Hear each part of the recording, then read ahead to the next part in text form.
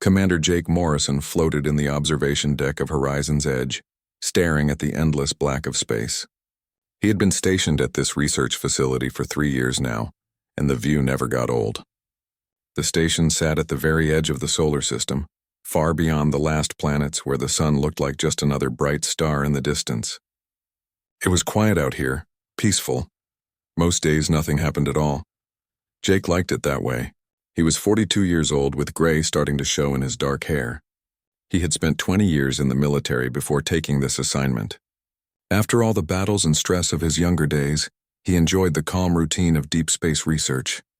His crew was small but good at their jobs. Lisa Chen handled navigation and kept their sensors running. Danny Foster took care of all the machines and systems that kept them alive. Kate Sullivan managed communications, though there was not much to communicate with way out here. That morning started like any other. Jake drank coffee in the mess hall while Lisa ran her daily sensor checks. Danny was somewhere in the engine room, fixing something that probably did not need fixing. Kate sat at her station, monitoring the quiet frequencies of space. Then everything changed. Lisa's voice came over the intercom, tight with confusion. "Jake, you need to see this. Right now." Jake put down his coffee and headed to the command center. Lisa stood at her console, her fingers dancing across the screens. Her face showed the kind of expression that made Jake's stomach tighten. In all the time he had known her, he had never seen her look worried. She was always calm, always controlled. "What is it?" Jake asked. "I don't know," Lisa said. "The long-range sensors picked up something. It's big. Really big. And it's moving." Jake looked at the display. At first he thought there was an error in the system. The readings made no sense. The object was massive, larger than anything he had ever seen. It was not a planet or an asteroid. The shape was too regular, too perfect. "How big?" he asked quietly. Lisa swallowed. "If these readings are right, it's about the size of Earth's moon. Maybe bigger." Danny arrived, wiping grease from his hands. "What's going on?" "We found something," Jake said. "Call Kate. I want everyone here." Over the next hour, they studied the object from every angle their sensors could manage. The more they looked, the stranger it became. The surface showed structures, patterns, things that could only be artificial. This was not natural. Someone had built this thing. "It's a ship," Danny said, his voice barely above a whisper. "A ship the size of a moon." Jake felt cold despite the warm air of the station. A worldship. He had read about the theory. Some scientists thought that advanced civilizations might build enormous vessels to carry entire populations across the stars. But those were just ideas, stories, science fiction. They were not supposed to be real. "Where is it headed?" Jake asked. Lisa's fingers shook as she worked. "Based on its trajectory and speed, it's coming toward us, toward the solar system, toward Earth." Jake straightened. "Kate, send a priority message to Earth Defense Command. Tell them everything we know. Danny, I want you to triple-check our sensors. Make sure this is real. Lisa, keep tracking that thing. I want to know the second anything changes." The next few days were the longest of Jake's life. The worldship kept coming, steady and unstoppable. Kate tried every frequency, every method of communication she knew. The alien vessel did not respond. It just kept moving toward Earth, silent and huge. Back on Earth, the message caused chaos. Admiral Brandon Cole, head of United Defense Command, mobilized every ship in humanity's fleet. It was not much. Humans had explored their own solar system and sent a few ships to nearby stars. But they were not prepared for this. Their warships were designed for small conflicts, not for fighting something that could swallow planets. Scientists worked around the clock to understand the alien technology. Dr. Amy Richardson led a team trying to figure out how the worldship worked. Tyler Webb, her computer specialist, analyzed every bit of data Jake's station sent back. But the technology was so far beyond human understanding that they might as well have been looking at magic. Then, on the 7th day, the worldship finally spoke. Kate nearly fell out of her chair when the signal came through. "Commander, I'm receiving a transmission." Jake rushed to her station. The entire crew gathered around as the message played. It was not in any human language, but somehow the meaning was clear. The aliens had found a way to translate directly into thoughts, into understanding. The message was simple and terrible. "We are the Ketheri Collective.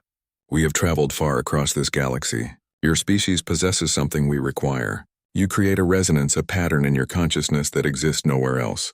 This resonance will power our civilization for 10,000 years. We will harvest what we need. You will be compensated with a quick death." The message ended. The command center was silent. "They want to kill us," Danny said, "all of us. They're not even asking." Jake forced himself to think clearly. "Kate, send this to Earth immediately." "Lisa, how long until they reach us?" "At their current speed, about 2 weeks until they reach Earth orbit, 2 weeks." Jake looked at his crew. These were good people. They had families back on Earth, lives they wanted to return to. In 2 weeks, none of that might matter. On Earth, Dr. Amy Richardson listened to the message for the 100th time. Tyler sat beside her, his face pale. Around them, the research center buzzed with activity as scientists tried to understand what the aliens meant by resonance. Amy had spent her entire career studying the possibility of alien life. She had imagined first contact 1,000 different ways. None of her scenarios looked like this. These aliens did not want to talk or trade or learn. They wanted to take, and they were powerful enough that human permission did not matter. "What do you think they mean by resonance?" Tyler asked. Amy pulled up brain scans on her screen. "I've been looking at neural activity patterns. Human brains generate electrical signals, quantum fluctuations. What if there's something unique about the way our consciousness works? Something that creates energy or information in a way that's valuable to them?" Tyler nodded slowly. "So they want our minds, our thoughts, or the energy our minds produce." Either way, Amy looked at him, her eyes hard. "Either way, harvesting it kills us." The research came together over the following days. Human consciousness did create something unique. The way neurons fired, the quantum states in the brain, the complexity of human thought and emotion generated a specific frequency. This resonance, as the HFY called it, could be detected and measured. It was like a fingerprint that only humans possessed, and apparently it was the most valuable thing in the galaxy. Admiral Cole gathered his commanders in the war room. The fleet floated in defensive positions around Earth, but everyone knew it would not be enough. The Worldship was too big, too advanced. Human weapons might scratch its surface, but they would not stop it. "We're outgunned," Cole said bluntly. He was a tall man with steel gray hair and hard eyes. "But we're not giving up. We fight with everything we have. We make them pay for every human life they take." The commanders nodded. They knew it was hopeless, but what else could they do? Surrender meant extinction. At least fighting meant they would die on their feet. Back on Horizon's Edge, Jake watched the Worldship grow larger on their sensors. It dominated the view now, a dark mass blotting out the stars. He could see the details of its surface, the massive structures that looked like cities, the ports where smaller ships emerged and returned. "How many of them do you think are on that thing?" Lisa asked quietly. "Millions," Jake said. "Maybe billions. An entire civilization traveling through space. And they want to kill 8 billion of us," Danny added. Just like that.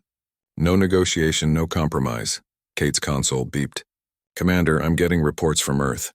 They're evacuating cities, moving people underground. The military is positioning for defense." Jake nodded. "Good.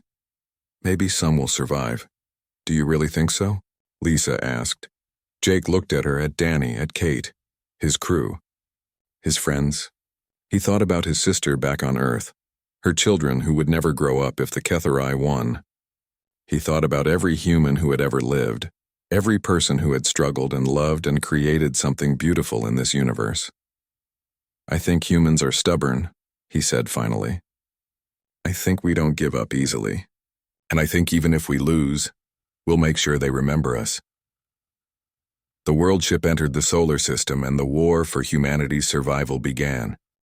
General Ryan Mitchell stood in the command center on Earth, surrounded by screens showing military forces from every nation. For the first time in human history, every country had united under one banner. Old enemies worked side by side. Political differences meant nothing now. The HFY threat had done what centuries of peace talks could not. Mitchell was 55 and had fought in more wars than he cared to remember. But those were human conflicts, small disputes over land and resources. This was different. This was a fight for the survival of the species. Every ship that could fly had been armed. Every weapon that could shoot had been pointed at the sky. It would not be enough. Mitchell knew that. Every military expert knew that. But humans had never been good at accepting defeat before the fight even started. Admiral Cole's voice came through the speakers. "All units, the Worldship has deployed its harvester vessels. They're moving toward the outer colonies. We engage in 30 minutes. Out in space, Jake Morrison watched the harvester ships emerge from the Worldship. They were enormous, each one bigger than the largest human warship. They moved with terrible purpose, heading toward the mining colonies on the edge of the solar system. Those colonies held 50,000 people. Miners, engineers, families who had made their homes in the asteroid belt. Danny's fingers flew across his console. I'm picking up strange readings from those ships. Some kind of beam weapon. It's not like anything in our databases. Jake grabbed the communication system. All stations, this is Horizon's Edge. We have visual on the harvester vessels. They're armed with unknown beam weapons. Approach with extreme caution. Captain Lauren Hayes commanded the destroyer Defiant, leading the first squadron to intercept the harvesters. She was 38, with red hair pulled back tight and a scar across her left cheek from an old accident. Her crew was ready. They had trained for this moment, even though training could never really prepare someone for facing an alien invasion. All ships, this is Hayes. Lock weapons on the lead harvester. Fire on my mark. The human fleet opened fire. Missiles streaked through space. Energy weapons blazed. For a moment, Lauren let herself hope. Then the harvester's shields activated. The attacks hit the barrier and simply stopped, absorbed by technology humans barely understood. The harvester turned its attention to the human fleet. The beam weapon charged with an eerie blue glow. Lauren saw it and knew in that instant that she had made a terrible mistake. They should have scattered, should have tried to outmaneuver instead of engaging directly. Evasive action, she shouted. The beam fired. It swept across 3 human ships like they were made of paper. But the ships did not explode. They just stopped. Dead in space, all systems offline. Lauren watched in horror as the harvester moved closer to the disabled vessels. On one of the hit ships, the crew felt a strange sensation. Lieutenant Ben Parker was at the helm when the beam struck. He felt his mind go fuzzy like he was falling asleep. Around him, his crew members collapsed. The harvester beam was pulling something out of them, extracting the resonance that made them human. Ben fought against it. He did not understand what was happening, but every instinct screamed at him to resist. With the last of his strength, he grabbed the controls. His ship had lost main power, but the emergency system still worked. He pointed the nose at the harvester and fired the backup thrusters. The ship moved slowly at first, then faster. Ben's vision blurred. He could barely see, but he kept his hands on the controls, kept the ship aimed at the harvester. Behind him, his crew lay still, their eyes open but empty. Lauren saw what Ben was doing. She realized what he intended a second before it happened. Pull back, she ordered her fleet. Get clear! Ben's ship struck the harvester at full speed. The explosion was massive, a brief sun in the darkness of space. When the light faded, both vessels were gone. The harvester had been destroyed along with Ben and his entire crew. The human fleet regrouped. They had lost 4 ships and 200 people, but they had also proven something important. The harvesters could be killed. On Earth, Dr. Amy Richardson studied the recordings of the battle. Tyler worked beside her, running analysis after analysis. They watched Ben Parker's final moments over and over, looking for anything that might help. There, Amy said, pointing at the screen. See how the harvester reacted? It didn't predict what Parker was going to do. The beam stopped because it couldn't maintain a lock on a target moving that erratically. Tyler nodded slowly. Their weapons are precise. Too precise. They calculate the most efficient way to hit a target. But Parker's move wasn't efficient. It was crazy. Suicidal. Exactly, Amy said. The Ketherai's technology is based on logic and prediction. They can't account for actions that make no logical sense. She called Admiral Cole immediately. I think I know how we can fight them. An hour later, every commander in the fleet received new orders. Stop fighting like machines. Stop following standard tactics. The enemy expects efficiency and logic. Give them chaos instead. Lauren Hayes read the orders and smiled grimly. She understood now. The Ketherai had conquered countless civilizations with their superior technology. But those civilizations probably fought predictably, using the best strategies their computers could calculate. Humans had an advantage those other species lacked. Humans could be wonderfully, dangerously unpredictable. The next engagement proved the theory. When another group of harvesters attacked a colony station, the human defenders did not form neat battle lines. They scattered in random patterns. Some ships flew straight at the enemy while others circled. Pilots ignored their training and acted on instinct and improvisation. The harvesters tried to compensate. Their weapons tracked targets, but the targets kept doing unexpected things. A small fighter would suddenly stop in reverse direction. A destroyer would spin wildly while firing in all directions. Nothing followed any pattern the HFY computers could predict. Humans still died. The harvesters were powerful, and human ships were fragile by comparison. But they died slower now. They survived longer. And occasionally they even won. Jake Morrison coordinated the defense from Horizon's Edge. His station had become the forward command post for the entire operation. Information from every battle flowed through Lisa's sensors. Danny kept their systems running far beyond their designed limits.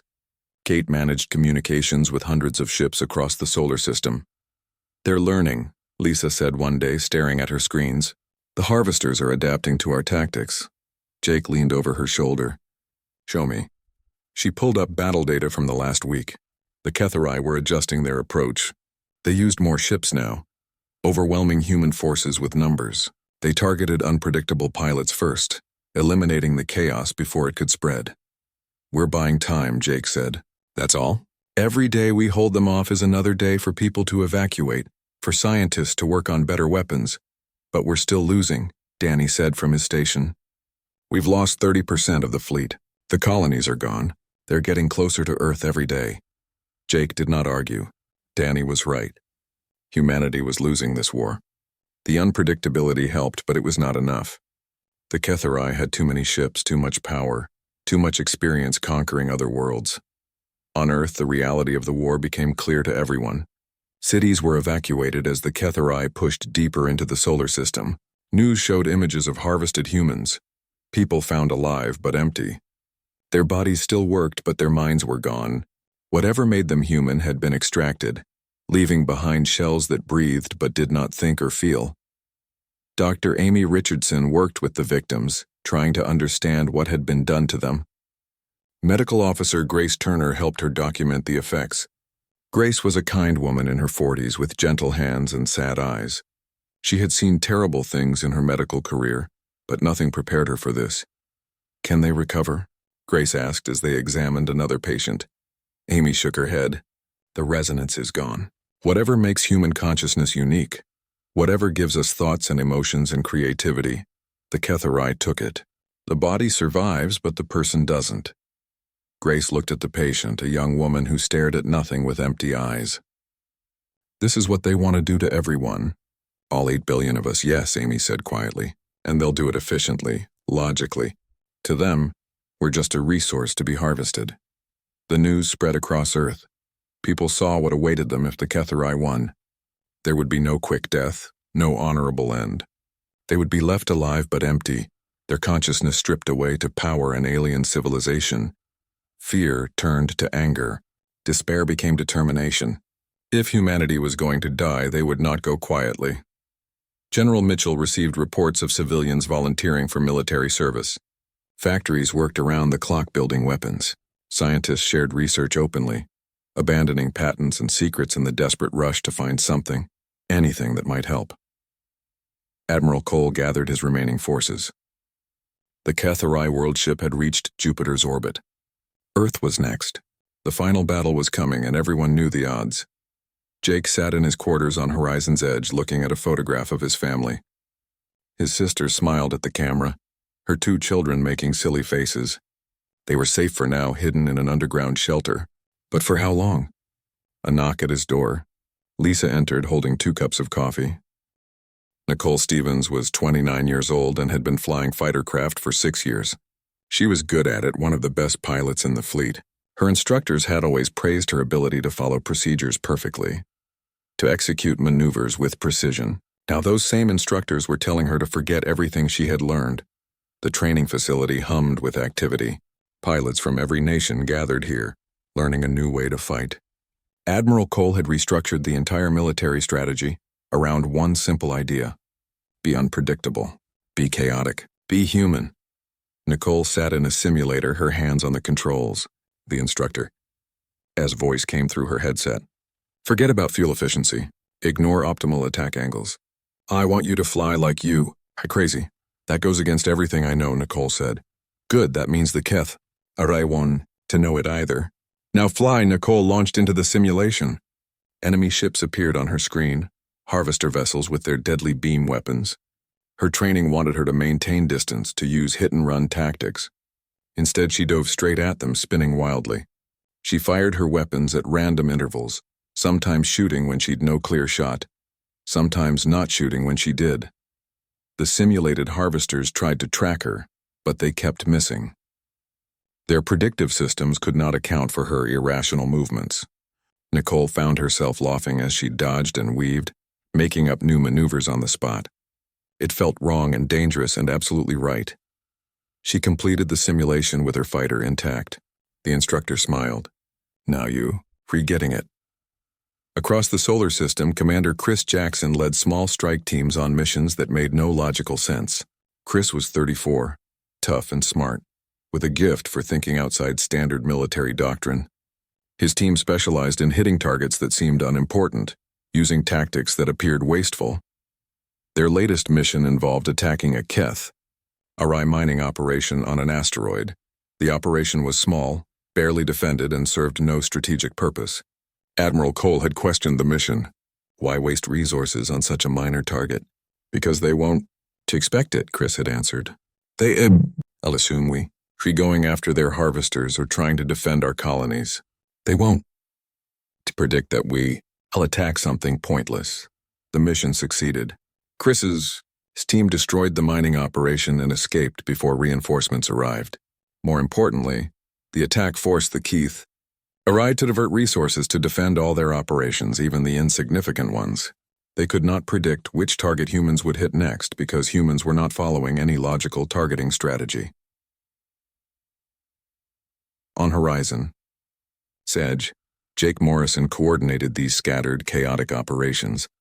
Danny had modified their computer systems to introduce random elements into every plan. When Jake sent orders to a ship, the system might slightly alter the timing or suggest an unexpected approach route. It drove some commanders crazy, but it worked. Kate Sullivan spent her days managing communications across the fleet. She noticed something interesting. The more the human forces embraced chaos, the more the Keth, communications increased. They were talking to each other more, questioning, trying to understand what humans were doing. Jake, look at this, Kate said, showing him the communication analysis. They, confused. We're not fighting the way their models predicted. Good, Jake said. Confusion is the best weapon we have right now. Lisa tracked the movements of Keth, RI forces. She noticed they were slowing down. Not much, but enough to matter.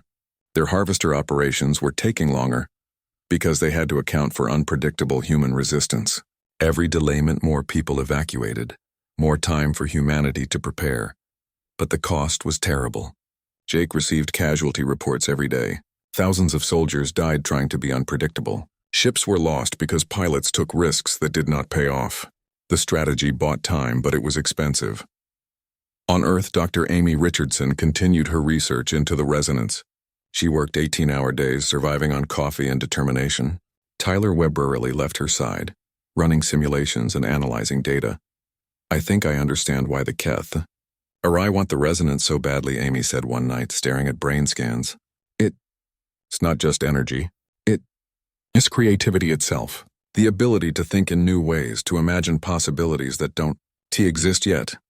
Tyler looked up from his computer. You mean they can't innovate on their own? Exactly. They optimize themselves for logic and efficiency. But creativity requires chaos. Emotion, the ability to make connections that don't make sense. They gave all that up. Now they need to harvest it from species that still have it.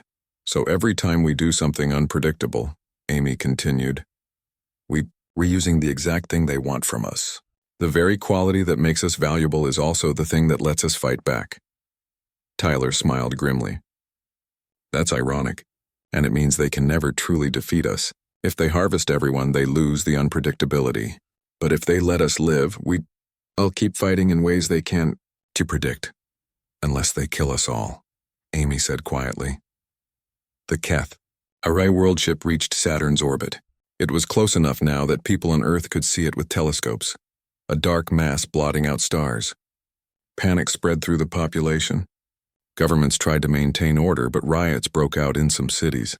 Some people wanted to surrender, to accept whatever mercy the Keth, Arai might offer. Others wanted to fight to the last breath. Admiral Cole addressed the entire planet in a broadcast. His face appeared on every screen, tired but determined. "We are losing," he said bluntly. "I won't to lie to you. The Keth. Arai are more powerful than us. Their technology is far beyond ours. In a fair fight, we don't stand a chance." He paused, letting that sink in. "But humans have never been good at fair fights. We cheat, we improvise. We do things that make no sense to anyone but us. And that's exactly why we're still fighting. Every day we survive is a day the Keth, Arai did not predict. Every soldier who dies takes enemies with them in ways the aliens could not calculate. We are bleeding, yes, but we are making them bleed too, Cole." His eyes hardened. "I don't know if we can win this war, but I know we will not surrender. I know we will fight with everything we have in every way we can think of, and in some ways we haven't thought of yet, because that's what humans do. We survive." The broadcast ended. Across Earth, people made their choices. Some hid, some ran, but most picked up whatever weapons they could find and prepared to fight. On horizon, as Ejujaka, as crew watched the Worldship, slow approach. It was beautiful in a terrible way. A monument to technology and power that humans could barely comprehend. Lisa. This sensors showed thousands of harvester ships surrounding it. With more emerging every day, we bought 3 weeks, Lisa said. 3 weeks more than anyone thought we could. It's not enough, Danny said. He's still coming. Earth is next. Jake stood at the observation window, hands behind his back. He thought about everything that had happened since they first detected the Worldship. Humans had fought well, better than anyone expected. They had proven that unpredictability was a weapon. But weapons alone did not win wars. We need to do something they really won't. To expect, Jake said quietly. Like what? Kate asked. Jake turned to face his crew. We've been reacting to them, playing defense, making them adjust to our unpredictable tactics. But what if we went on offense? What if we attacked the Worldship itself? That suicide, Lisa said flatly. Probably, Jake agreed. Which is exactly why they won't. To expect it. Their predictive models assume we all defend Earth. They assume I'll try to protect our people and resources. They won't. To predict that to throw everything away on a desperate attack against their strongest position. Danny leaned back in his chair. You know what? I hate this plan. It's reckless and stupid and will probably get us all killed. But, Jake prompted, but it's the most human thing I've ever heard. Danny grinned. When do we start? Jake contacted Admiral Cole with the proposal. The Admiral listened in silence, his face unreadable. When Jake finished, Cole was quiet for a long moment. You understand that this mission has almost no chance of success, Cole finally said. Yes, sir. You understand that you're asking me to send our best people on a suicide mission while Earth is about to be attacked? Yes, sir. Cole smiled slightly. Good, because I'm approving it. Assemble your team, Commander. Show these aliens what humans do when we're desperate. Jake began selecting his strike team. He needed people who could think fast, adapt quickly, and accept that they probably would not come back. He needed the best humanity had to offer. He needed people crazy enough to attack a Worldship with handheld weapons and hope. Most of all, he needed people who refused to give up, no matter how impossible the strike team gathered in the hangar bay of the assault ship Reckless. Jake Morrison had chosen the name himself. It seemed appropriate for a mission that everyone knew was probably suicide. He looked at the people who had volunteered to join him, knowing that most of them would not survive. Megan Cross stood checking her weapons. She was 33, a tactical expert who had planned more successful operations than anyone in the fleet. Her black hair was cut short and her dark eyes missed nothing. Jake trusted her completely. Kevin Rhodes worked on the equipment they would need inside the Worldship. He was a combat engineer, skilled at making things work or making them explode depending on what the mission required.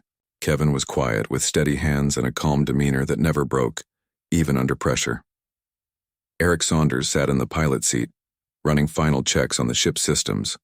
Eric was the best pilot Jake had ever known, able to fly anything through any conditions. He had volunteered immediately when he heard about the mission. Some people thought Eric had a death wish. Jake thought Eric just loved flying more than he feared dying. The rest of the team consisted of 12 more soldiers, each chosen for specific skills. Demolitions experts, computer specialists, medics, and fighters. They were humanity's best, sent on humanity's most desperate mission. Admiral Cole's face appeared on the communication screen. The entire fleet is moving into position to draw the Ketharai attention away from your approach. You'll have a window of maybe 2 hours before they realize what you're doing. 2 hours to infiltrate a moon-sized alien vessel, Jake said. No pressure. Cole allowed himself a slight smile. Good luck, Commander. Make it count. The screen went dark. Jake turned to his team. Everyone ready? They nodded. No one looked afraid, though Jake knew they had to be. Fear was good. Fear kept you sharp. It was only when you stopped being afraid that you made fatal mistakes. Eric launched the ship. The human fleet engaged the Ketharai harvesters in a massive coordinated attack, the largest offensive humanity had mounted. It was spectacular and doomed, designed only to create chaos and distraction. Ships exploded. Weapons blazed. And in the middle of it all, one small ship flew toward the Worldship.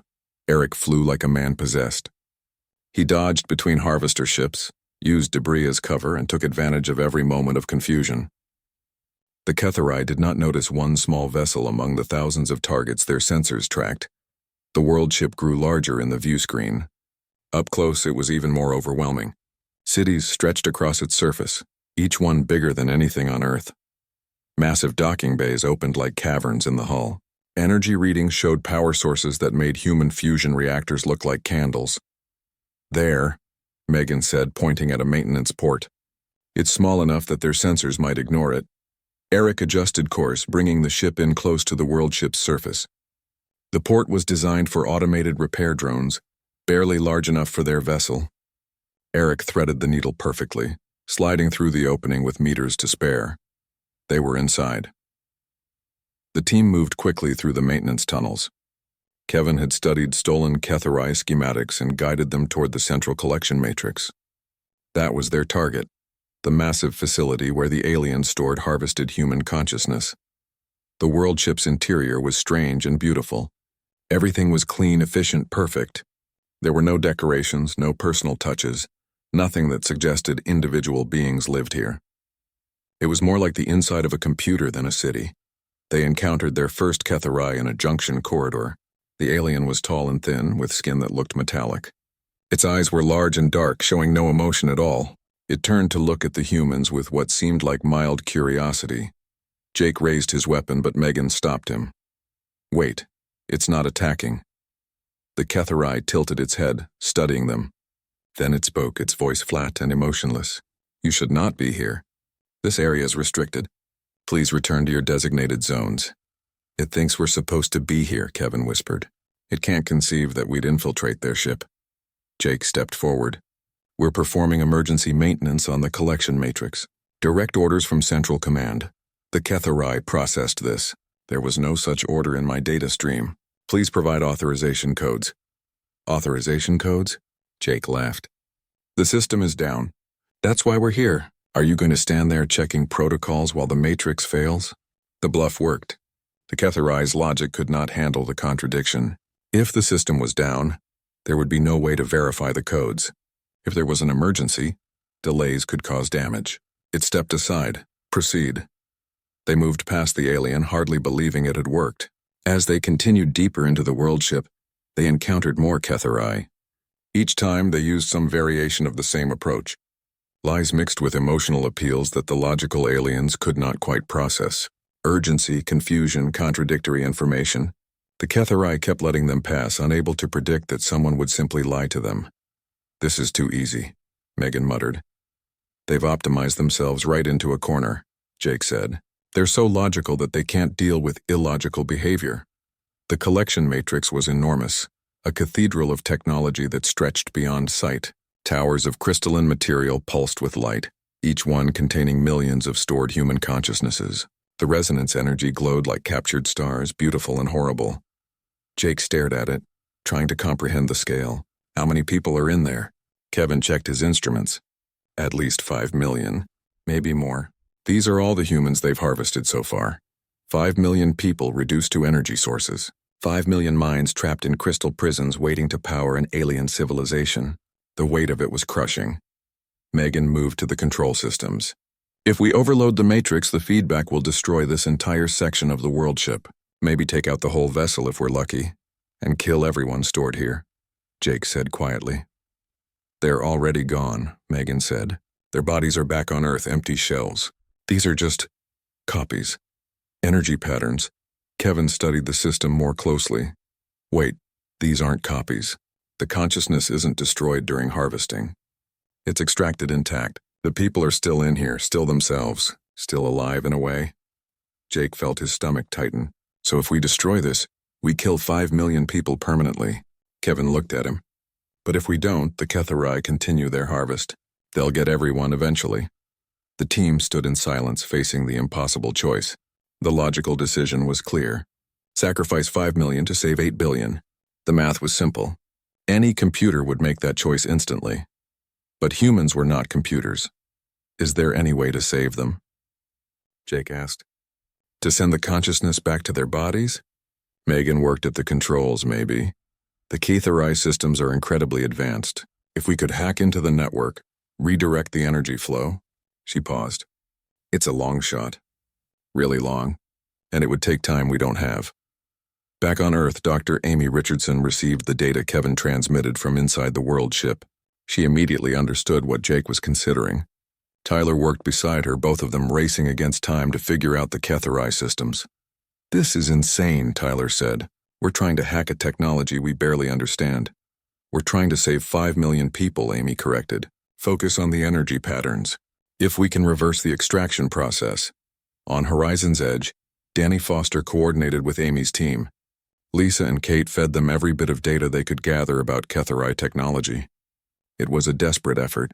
Humans working together across vast distances to attempt something that should have been impossible. Jake made his decision. We try the rescue. Even if it fails, even if we all die trying, we try, because that's what humans do. We don't give up on people. Megan looked at him for a long moment, then nodded. You know this is the wrong tactical choice, yes, Jake agreed, and you're doing it anyway. Yes. Megan smiled. Good, I was hoping you'd say that. The team began working. Kevin and Megan hacked into the HFY network while the rest provided security. Alarms started blaring as the Worldship systems detected the intrusion. HFY guards arrived, no longer confused or passive. Eric and the other soldiers held them off, fighting desperately to buy time. The battle was fierce. Human weapons were less advanced, but humans fought with creativity and desperation that the HFY could not match.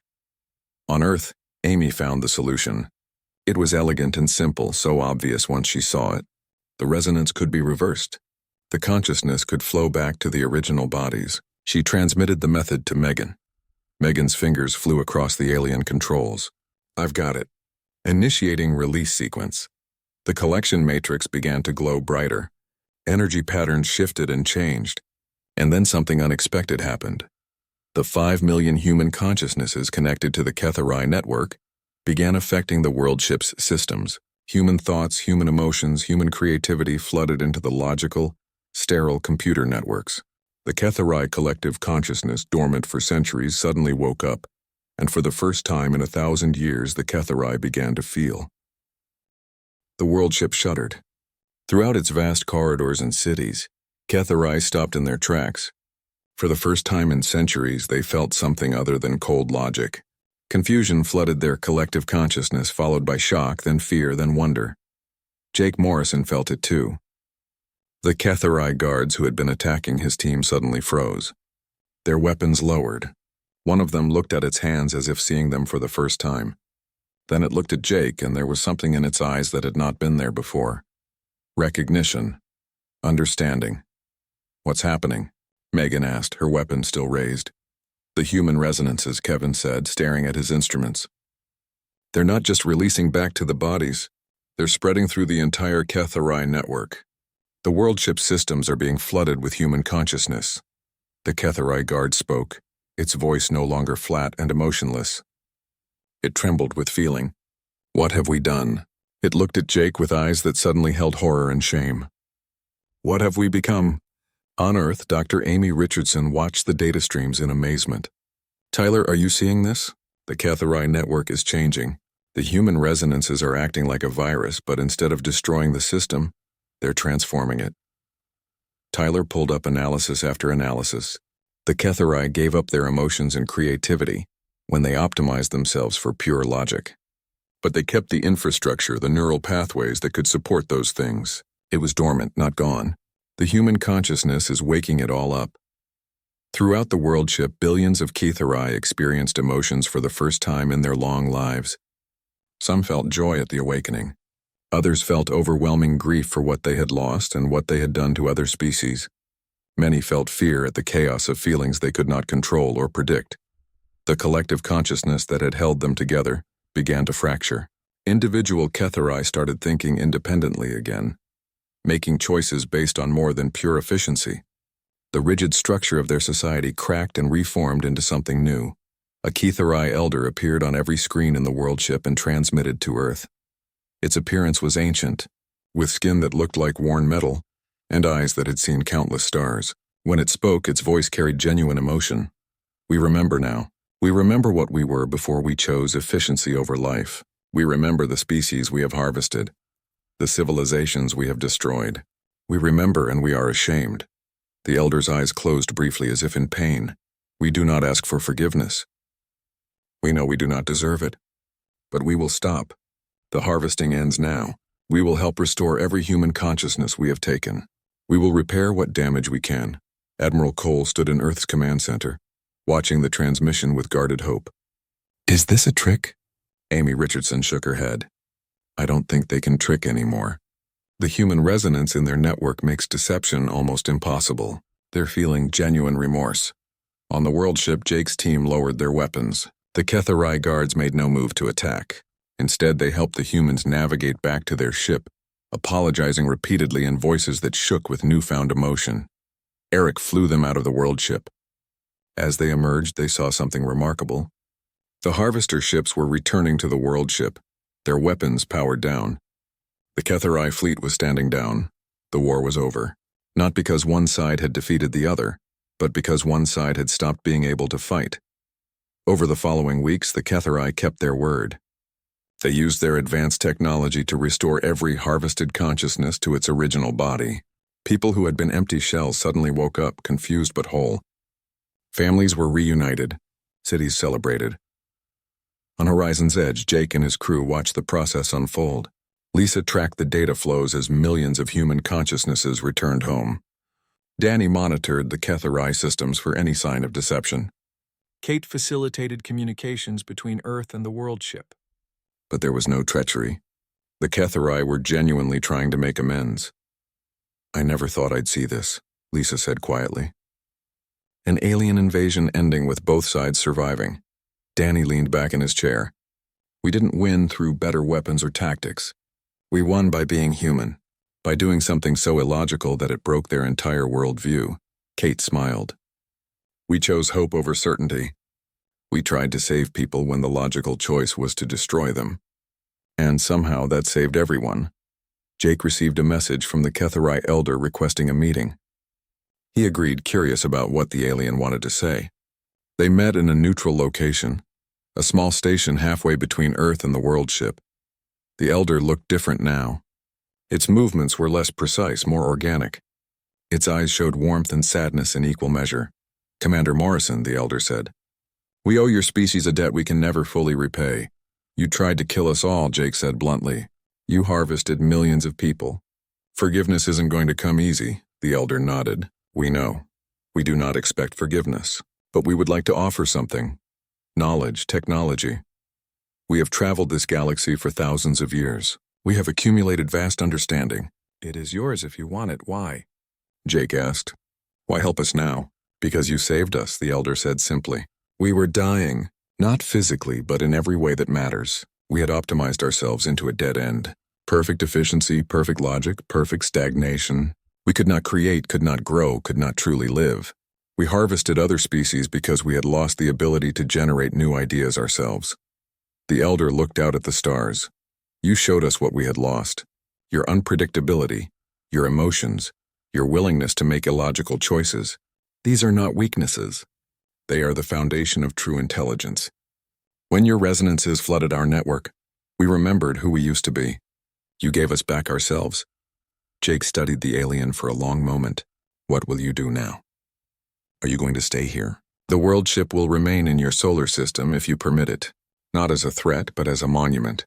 A reminder of what happens when a species loses sight of what makes them alive. And perhaps, if your people are willing, we can learn from each other. Jake thought about everything that had happened. The fear, the deaths, the desperate battles. But he also thought about the outcome. Two civilizations that should have destroyed each other had instead found a way to coexist. It was messy and imperfect and probably would cause problems in the future, but it was better than extinction. I'll take your offer to the people of Earth, Jake said. But understand this. We're not going to forget what you did. Trust has to be earned. We understand, the elder said, and we will spend however long it takes to earn that trust. On Earth, the debate raged for months. Some people wanted the Ketheri to leave immediately. Others saw the opportunity their technology represented. Eventually, a compromise was reached. The Worldship would stay, but under strict monitoring. The Ketheri would share their knowledge gradually, and humans would remain vigilant. Dr. Amy Richardson became the lead scientist working with Ketheri technology. Tyler helped her establish protocols for the knowledge exchange. They learned about the resonance, about how human consciousness created unique quantum patterns. The Ketheri taught humans how to harness this safely without extraction or harm. The technology changed everything. Faster-than-light travel became possible. Energy generation improved dramatically. Medical advances extended human lifespans. But the most important change was philosophical. Humans learned that their messy, emotional, unpredictable nature was not something to overcome. It was their greatest strength. Jake Morrison returned to Horizon's Edge with his crew. The station's mission changed from watching for threats to facilitating cooperation between humans and Ketheri. It was strange work, acting as a bridge between two species that had recently been enemies. One day, Jake stood in the observation deck, looking at the Worldship hanging in space near Jupiter. Lisa joined him carrying 2 cups of coffee. "Still can't believe we survived," Lisa said. Jake took the coffee. "We did more than survive. We changed everything. Do you think it will last?" Lisa asked. "The peace, I mean. Can humans and Ketheri really coexist?" Jake shrugged. "Probably not perfectly. We'll have conflicts and misunderstandings, but we'll work through them. That's what being human means. We adapt, we improvise, we find ways forward even when there's no clear path." Admiral Cole published his final report on the war. It was brief, stating simply that humanity had faced extinction and chosen to remain human throughout the ordeal. That choice, he wrote, made all the difference. The report became famous, studied in schools and military academies. But the real lesson was simpler than any analysis could capture. When faced with impossible choices, humans did not always make the logical decision. They made the human decision. They chose compassion over efficiency, hope over certainty, creativity over predictability. The Worldship remained in Earth's sky, visible on clear nights. Children grew up seeing it, asking their parents about the war and the peace that followed. New generations learned both species' histories, understanding that cooperation was always more powerful than conflict. Years later, Jake retired from active duty. He moved to a small house on the coast where he could see both the ocean and the stars. Lisa, Danny, and Kate visited often. They would sit on his porch drinking coffee,